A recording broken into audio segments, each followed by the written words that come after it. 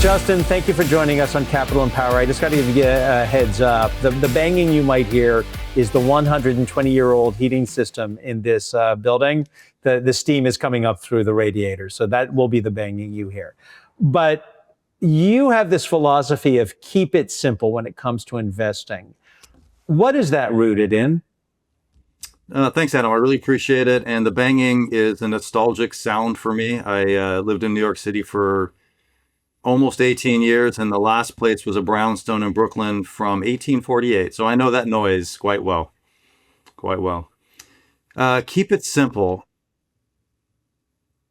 I think when you study investing academically, I don't know, I didn't go to business school. I don't know if it's CFA, but I think you hear something like the dominant determinant of returns is asset allocation, like jargony words that basically means what you're going to get in a portfolio long term is going to be whatever the stocks and bonds ratio is in that portfolio. And I think for most people, most of the clients that I work with, which could be in a range of 2 million to 60 million, a stock and bond portfolio is just fine. It's an appropriate portfolio for their life goals if you approach investing through financial planning.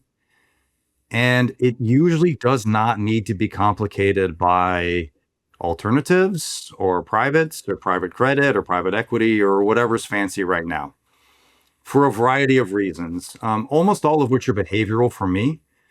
And then also just the reality of what I would call the return dispersion in those asset classes, which is really, really broad. Let's break this down first. Yeah. The kind of services that Wealthspire is providing its clients. Help me understand what you're doing for the clients. And then let's break down, behavior over allocation and what Sure. that means. Yeah. So I think in an ideal world, we are trying to solve the entire financial picture for a client. Where you are today, where do you want to be in the future, and where do you want to be in the next life? That is, how do we get you from today, Adam? Let's say you wanted to retire tomorrow or in 10 years or never, like me. What do you want retirement to look like? What do you want next generation planning to look like? And all the things that go into that, right? The risk management through insurance and estate planning, education planning through 529 accounts, but that meat and potatoes component, which is how do we build a portfolio that achieves your personal life goals? That's an ideal starting point, as opposed to, Justin, here's X dollars, give me the best returns possible. That's not an awesome relationship. It's not that fun, to be honest. It's not very fulfilling. I think for a lot of our advisors, we'd much rather work with you and your family to make sure we're kind of achieving your life goals. And in that process of achieving life goals, because there are the people who get the thrill of, I'm going to trade day to day and lose lots of money and make lots of money. Yeah. But I am the kind of client, I would come to people like you, because I'm the long-term, slow and steady wins the race. And I believe that. I look at my own portfolio, slow and steady wins the race. I just knocked wood. But behavior over allocation. Yeah. I know that my instinctual behavior will do me wrong.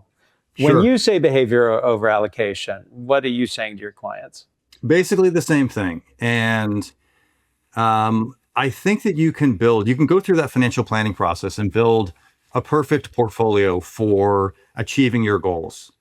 And I'm going to make this very simple, but let's say we build this portfolio and it's supposed to give you an 8% return to make up a number, because that's what you need in your model to achieve the goals that we've discussed through our financial planning process.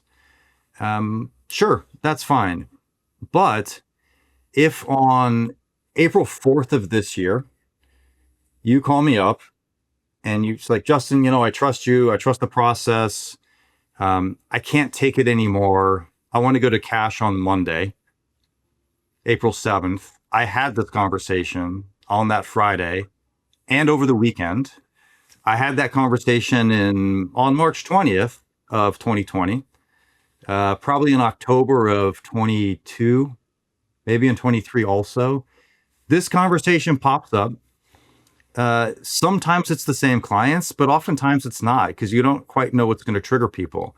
But my point, Adam, is if you have a great portfolio and it's not the right portfolio for a client, for you personally, it doesn't matter. If you went to cash in March of 2009 and you waited until it felt safe again, you can never catch up with the loss in returns. And I think that that's what you see time and time again. I think that one of the fascinating things about economics is that it has an assumption that humans make rational decisions. And I think you and I, we know humans, that's really not true. I mean, it might be true 70% of the time. If you want to be generous, 95% of the time, like maybe 2 standard deviations of decision making is rational. But those tails can ruin your portfolio if you panic during these events. Or like in 1999, or maybe like the beginning of the year, you decide, this diversified portfolio makes sense on paper. I just want everything in AI.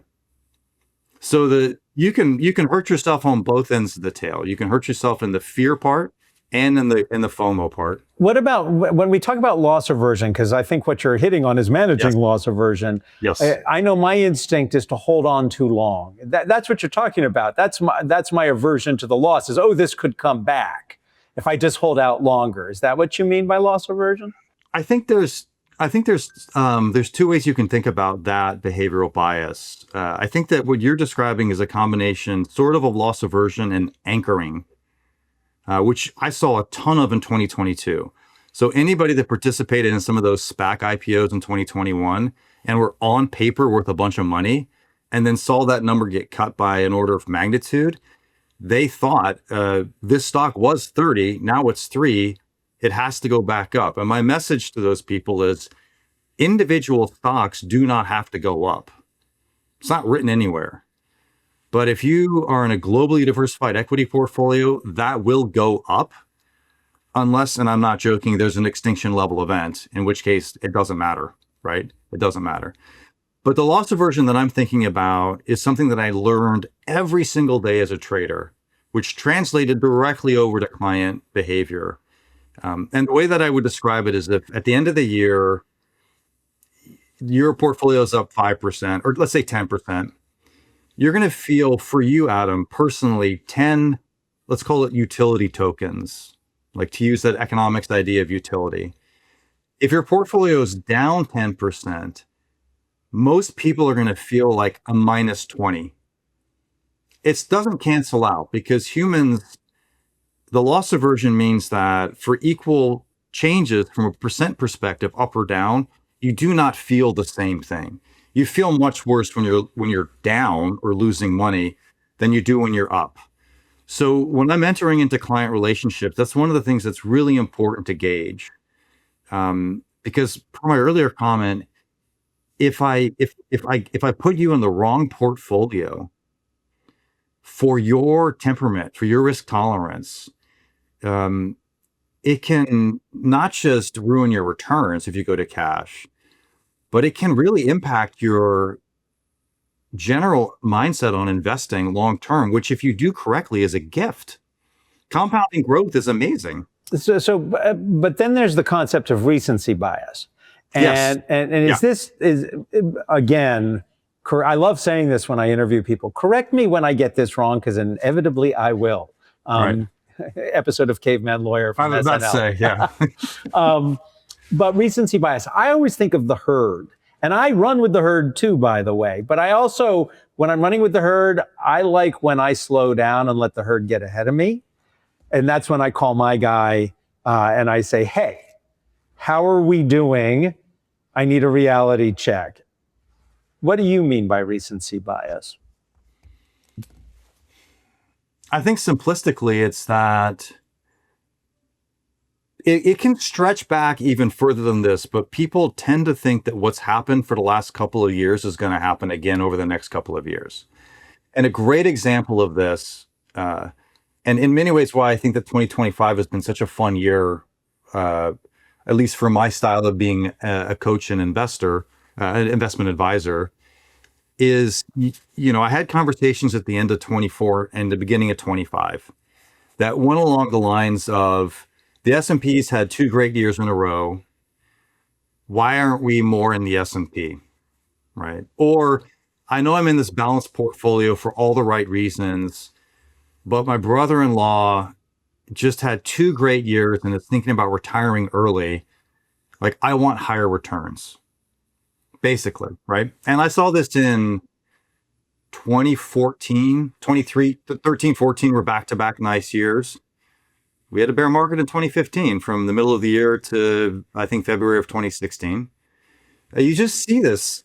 It cycles through where people feel comfortable after a couple of good years, especially in US markets, because we all have this home country bias.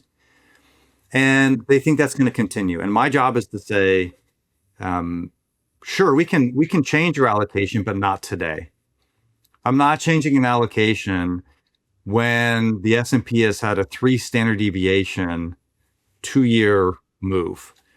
In other words, I don't want to do it when it feels really safe and comfortable and volatility is low and the market is sanguine from a sentiment perspective.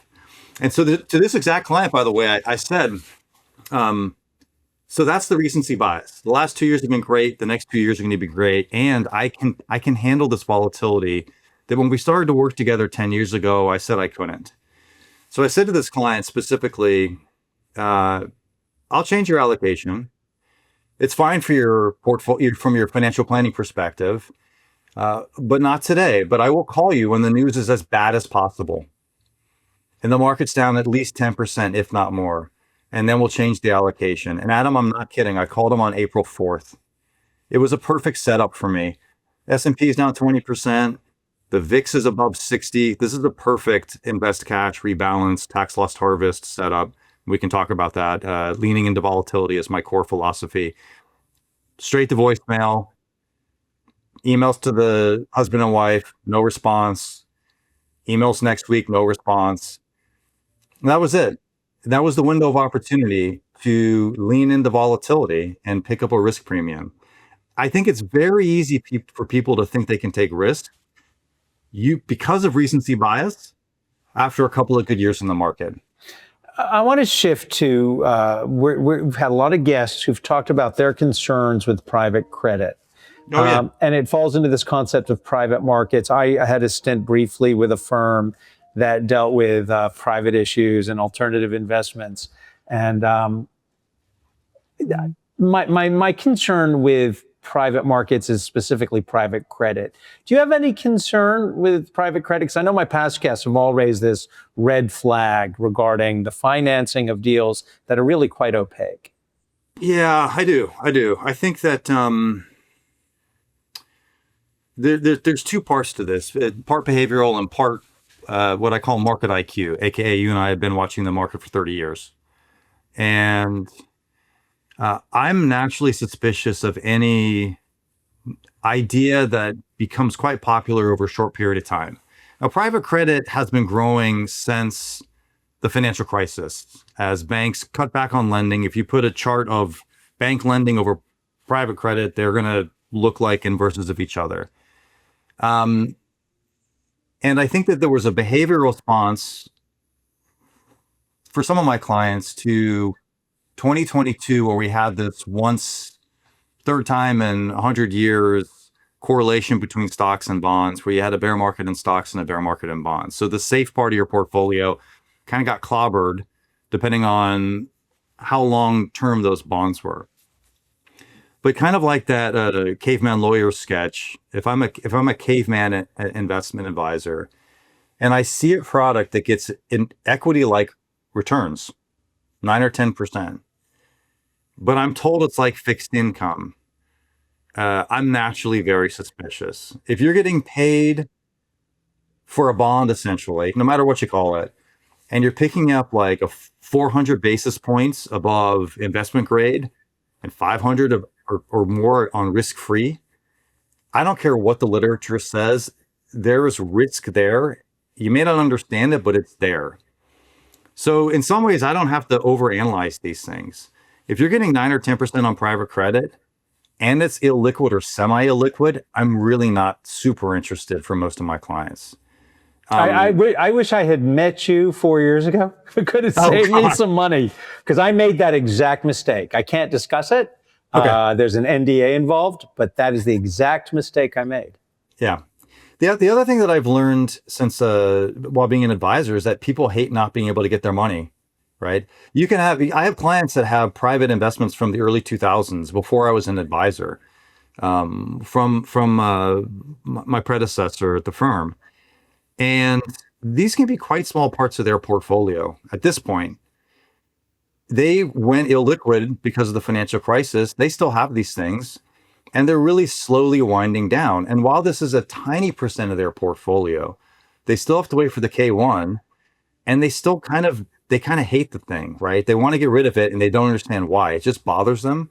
So behaviorally, I have a very high bar for using something like that. I'll add one last point, which is that when you do the math on something like private credit, or pardon me, when I did the math, if I pulled it out of a 60-40 allocation and I allocated something like 10% to it, which I think would be high, and I'll come back to that, it doesn't really move the needle. And you might pick up 15, 20 basis points. To move the needle, you have to have a percent that to me would be irresponsible in essentially a illiquid or semi-illiquid investment. So there's a lot of red flags for me. I would normally, in a discussion with someone like you, as I start to wrap up, I would say, so what are you thinking about 2026? But I think I want to change the question. Sure, anything. It doesn't seem like as I'm talking to you today, toward the end of 2025, the VIX has actually fallen a bit. So it doesn't seem like I should be investing into or leaning into volatility.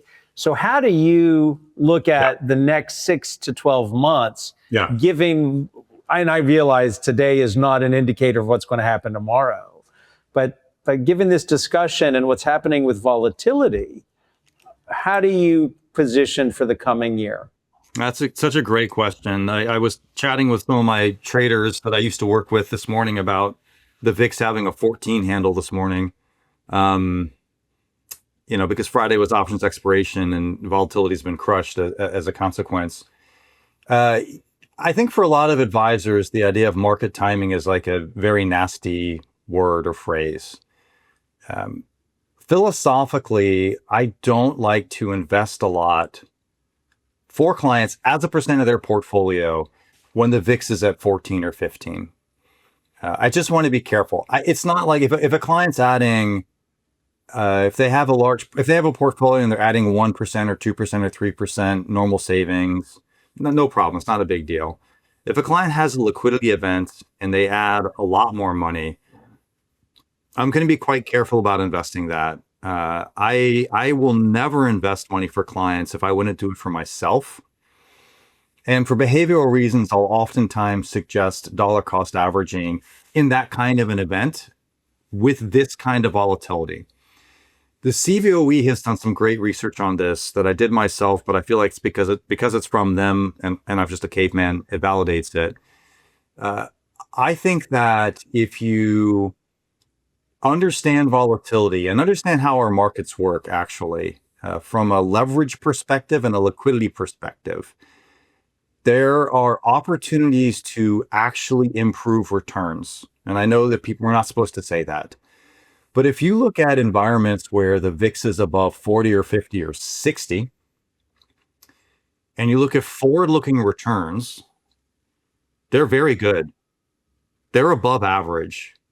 A simple example is if the VIX is above 50, the probability historically of being positive 1 year later is 99%, and the average forward return is 33%. Those are pretty good odds if you're a betting person. So while the VIX at 15 doesn't mean we're going to go down, it means I want to be a little careful because the market's pricing in no unexpected events over the next 6 months. Well, if what you just described would be the recency bias. Yeah, exactly. Yeah. I mean, there's a mechanical part to it also. It has to do with the options market, dealers, blah, blah, blah. But But for the next 6 to 12 months, for your question specifically, I think one of the things that I really try to do with everybody is set expectations, not just from the beginning of our relationship, but on a regular basis. What do I think about the next 6 to 12 months? I don't really have an opinion about politics or the news. What I know is that if you look back to 1950, the average drawdown in the S&P during midterm elections is 18%. The range is something like down 7 to down 33, which was a year in the 70s. You can throw that out if you want, but whatever. The average is down 18%. It tends to happen before September if you do the research. So I think in the next 6 months to 12 months, first off, we get a 10% correction about every year. We get a 20% correction about every 2 years, at least going back to 2000. I think these 10% corrections are actually, the frequency is increasing a little bit because of how much leverage we have in the options market and the derivatives market in general. That's a conversation for another time. Those are all opportunities to me personally. When we have deleveraging events because hedge funds are getting margin calls, I'm pretty excited about that.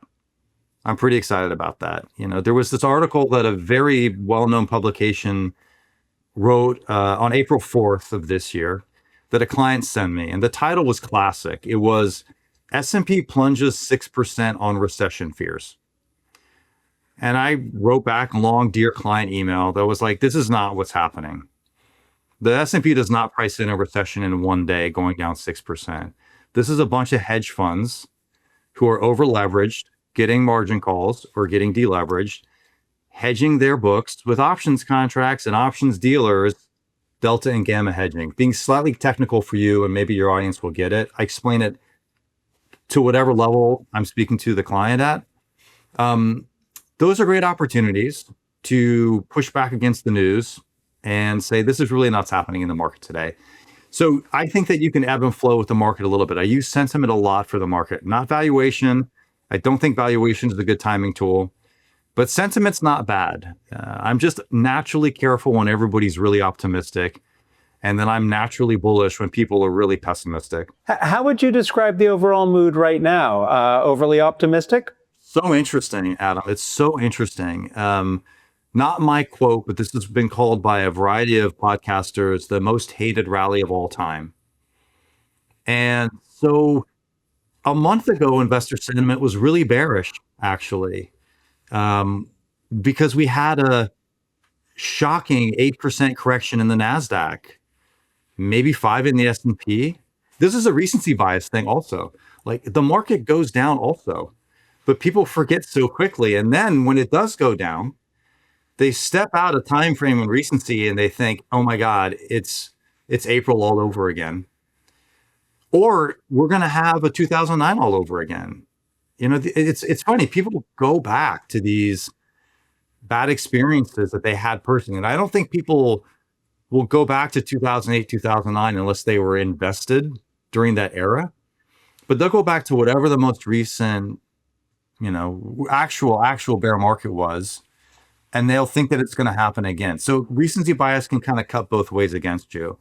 But I don't think investor sentiment is overly optimistic right now. It's one of my personal we're not in a bubble arguments, because sentiment's not there at all. Well, let's talk about bubble. Sure. Yeah. The AI bubble. Now, I work in AI. I left I had a lot of fun when I was in media. You know, Rupert Murdoch bought me some good clothes and let me fly all over the world, and he paid the bill. That's how it used to be. Not anymore. Yeah. I'm not sure. I disagree with my friends who keep telling me AI is a bubble. And I said, well, which bubble are you talking about? Are you talking about an investment bubble? Are you talking about a hyperscaler bubble? You've got to be, in my book, you have to be more specific when you say AI bubble. I just had a conversation with somebody who is a $2 billion market cap AI company, and they're doing tremendous growth. They are, you know, if I were buying individual stock and able to do that kind of stuff, I'd want to look at them. The world might be chasing the Mag 7, and if you say bubble, that might be what you're talking about, but I'm seeing a great deal of opportunity. So when we use this term bubble, I want to bring in AI. What are your thoughts there? Well, let's extrapolate back a little bit. I mean, I started trading in the late 90s. First, literally day trading in the physics building when I was still a student, and then leaving my PhD program to become a prop trader. I traded through the bubble, and from a market perspective, meaning pull back to the S&P or the NASDAQ, a diversified portfolio, there's no bubble. Okay. Have we had 3 good years in the market? Sure. That does not mean we have to crash, which I think is oftentimes the line that is drawn. Overvaluation does not mean crash. If the market goes sideways for 2 years, and then you look at the 5-year return, it gets pretty close to average. We're above average for the last 3 years. Consolidate for 2 years, the numbers are fine. If you're talking about the hyperscalers and maybe the 10 largest companies in the United States, current PE ratios, maybe a little high. Forward PE ratios, not high. A lot of them are like mid to low 20s. Now, we know that depends upon earnings guidance. Price today, earnings that we get in January and February. Maybe the truth is someplace in between. But none of that means we're in an actual bubble. To me, could the companies be too expensive? Maybe. I don't know. I actually am one of those people that actually pay for 3 different professional level AI models, meaning like the $200 a month versions. I use it all the time. I love it. I love AI. I mean, the models are a little bit different. I wish there was just one that could solve all my problems, but they're fantastic. So I think that there's going to be tremendous opportunity. I think the natural bottleneck that's going to slow everything down is going to be electricity and maybe water. Sorry, Adam. No. It's a lot. You've just brought up 2 things I want to talk about as we continue this discussion. But then there's also, I'm thinking about Dan Ives always says, is that when he hears AI bubble, we're at the beginning of the AI revolution. Yep. And so now that doesn't mean people won't get burned. I mean, there were a lot of car companies. I'm a car nut, by the way. I used to restore. Oh, nice. I can't wait to talk about that later. I used to restore Studebakers. Do you know Studebakers? Of course. Yeah. My dream is when I win the Powerball lottery, if it should stay above 1.6 billion, is to buy a 64 Avani R2. Can you imagine it? And then zoom it up to an R3 engine. That said, I said as many cars as I restored on fire, restoring them, I'm a terrible mechanic. My granddad had a junkyard though, so I got the bug early. But when we talk about where all of this is headed, and what's coming down the pike, water, electricity. I see the herd looking for investment opportunities where they already know the recency bias. Yeah. And yet they're totally overlooking we've been talking about needing to upgrade the grid for the last 20 years. Yes. And we not only need to upgrade the grid, we need to generate electricity. Yeah. And there's the Oklos of the world and everyone talking about nuclear, but we need to be able to move much faster than nuclear. And that's where I'm thinking, wow, there's opportunity there. I think there's tremendous opportunity, but I think you also, I think you highlight something interesting. When I talk to, and I don't want this to be controversial at all, but when I talk to people about climate, for example, here in Northern California, I've got clients that think that we've ruined the planet and it's past critical mass. We can't recover. My response is humans will figure out a way to fix it, right? Humans will. Longer conversation, and I believe we'll fix it. I believe we'll fix the power and water problem. From an economist perspective, it's always going to happen when we get paid to do it. Mm-hmm. Well, you talk about the water problem. We know, the criticism of AI right now is that it's using too much of the world's water and the world's electricity, but water. And we know that water is a commodity we all need. Water is not scarce. It's just in forms we can't use it. Salt water. Yet, desalinization is a proven technology that works. And the costs of desalinization have been coming down. Yeah. So the solutions you talk about already exist, but I'm not aware of any companies where I, as an investor, can get in on a water play to help cool the hyperscaler data centers just yet. I don't either. But I think that if you think about it from a physics perspective, there's two places that you could use as a heat sink for AI. And now we're like straying off course into my past life as an astrophysics student.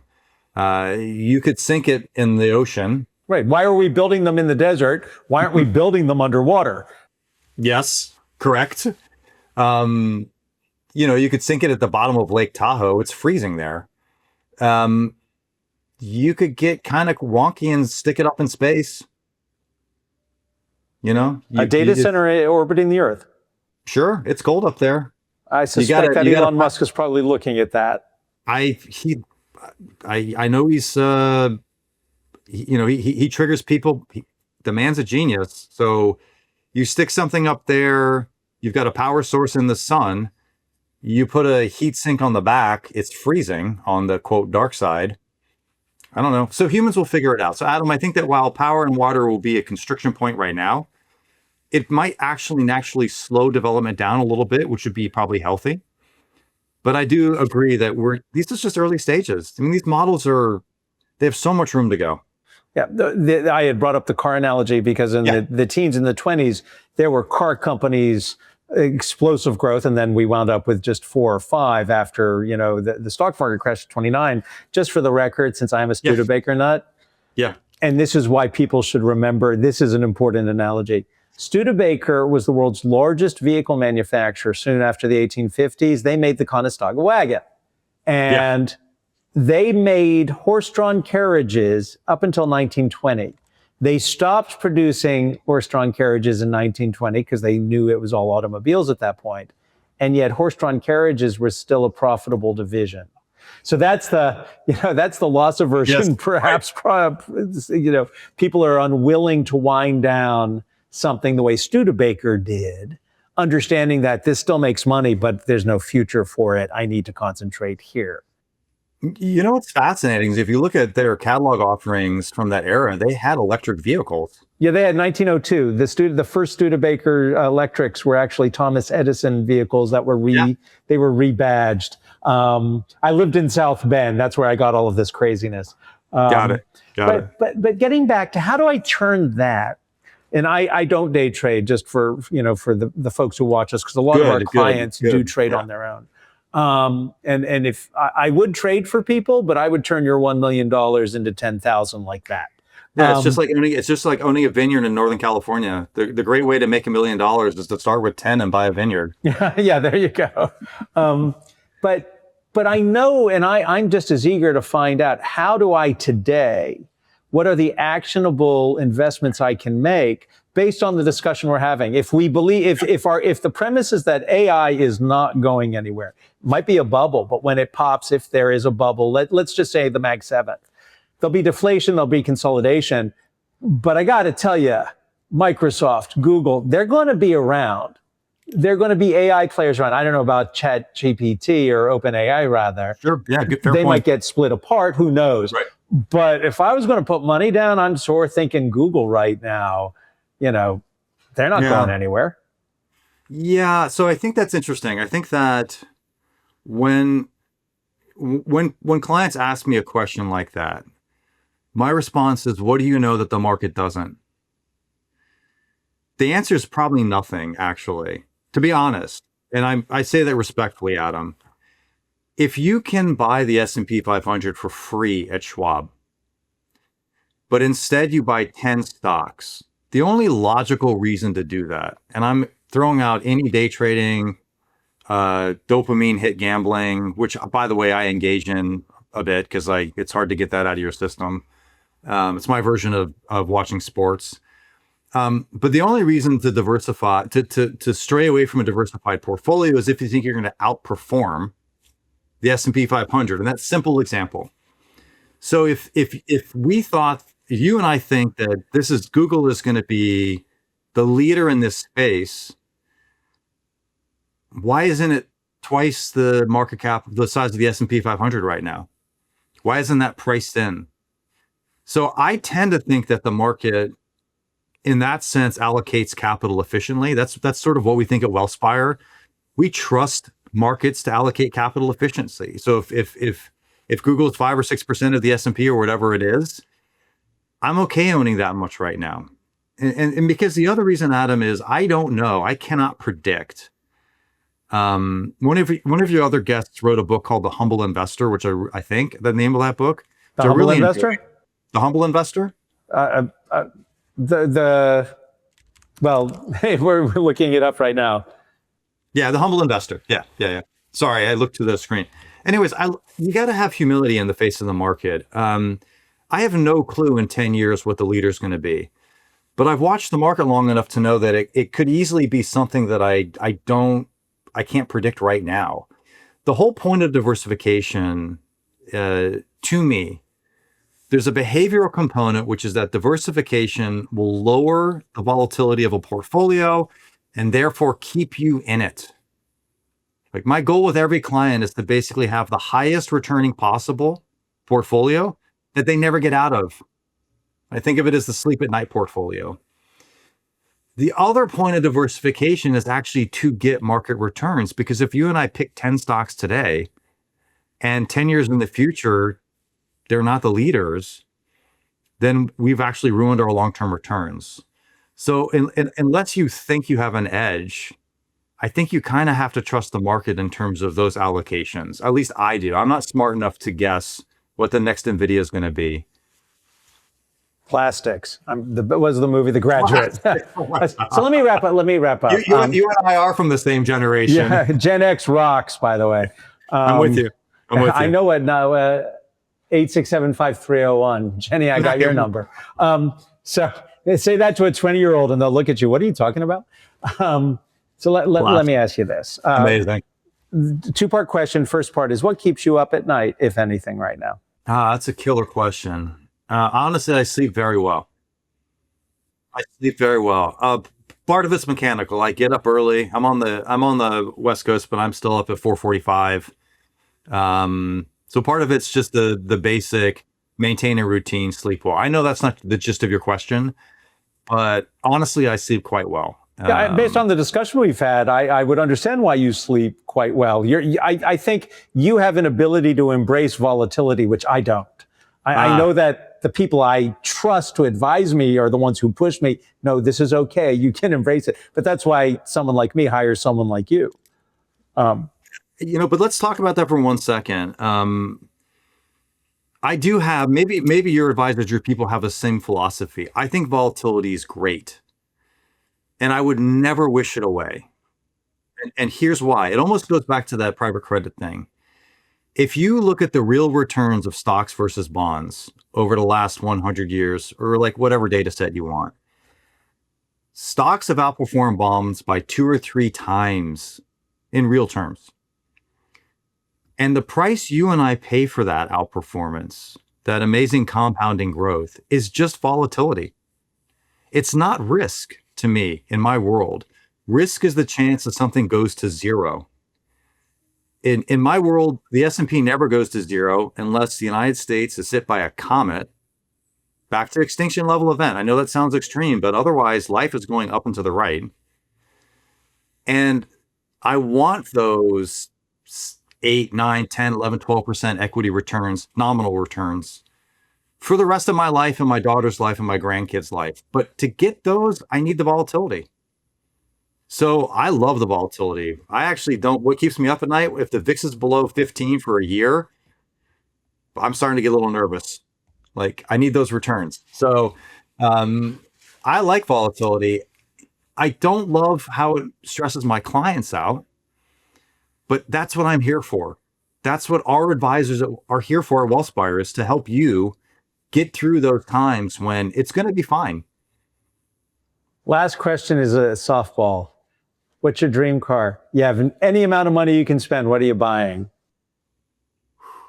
Oh, that's a killer question.